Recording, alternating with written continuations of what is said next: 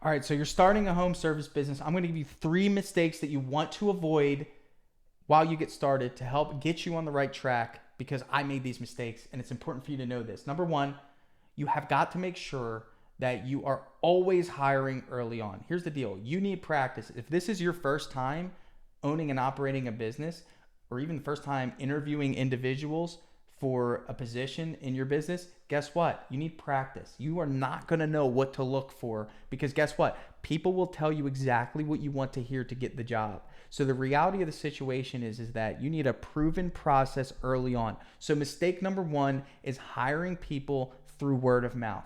At the end of the day, these individuals will not hold your little operation in high regard. They won't take you seriously.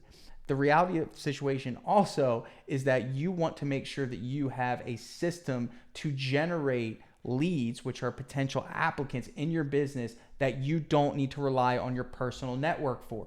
Okay. So what we want to do is create a hiring process in our business.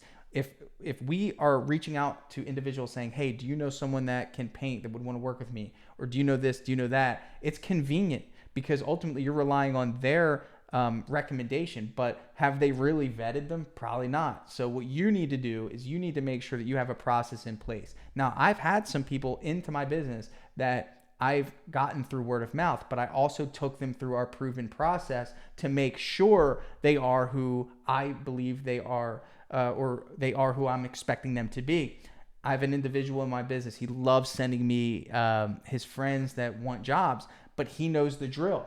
They need to fill out our form first, which ultimately is a questionnaire. It asks all sorts of questions relating to skill set and characteristics of their, personality, and some of them won't even fill out the form.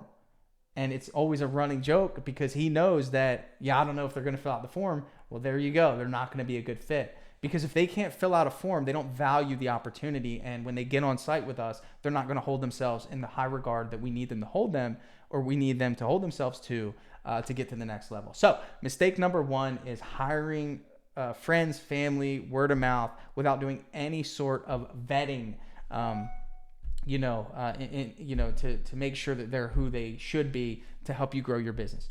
Mistake number two is thinking that word of mouth and being booked out is a good thing for 6 to 8 weeks when you're first starting out. So if you're doing under $300,000 to $400,000 a year in your home service business and you're booked out for 2 months, you're actually that's not a good thing. Just making that clear. Sometimes I'll see on the forums, oh wow, I'm booked out for until February, and it's like November.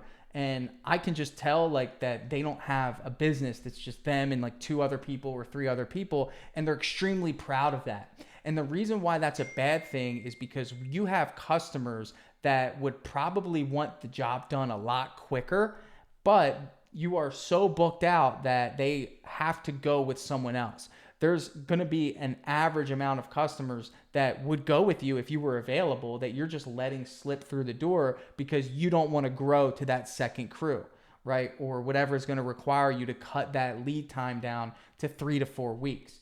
These are customers that, again, will pour the money out of their pocket for you, and you're boasting that you're 4 to 5, sometimes 7 to 8, maybe even 4 months out. That's not a good thing. Okay, so avoid the mistake of thinking that being booked out really far is a good thing. It's not. That's almost like if you owned a restaurant and you go up to the host stand and maybe you've been really excited to go to this restaurant and they say, yeah, our wait time's 4 hours, and the restaurant's not even full.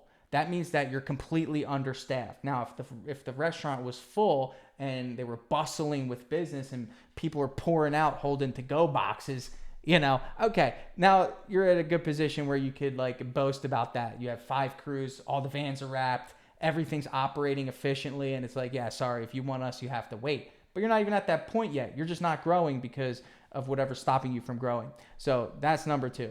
And last but not least, this is the one that really kills companies, okay, is thinking that buying leads or spending money on marketing is a bad thing. It's not a bad thing. Actually, it is required for growth early on. It is more and more competitive nowadays. Word of mouth is not what it used to be.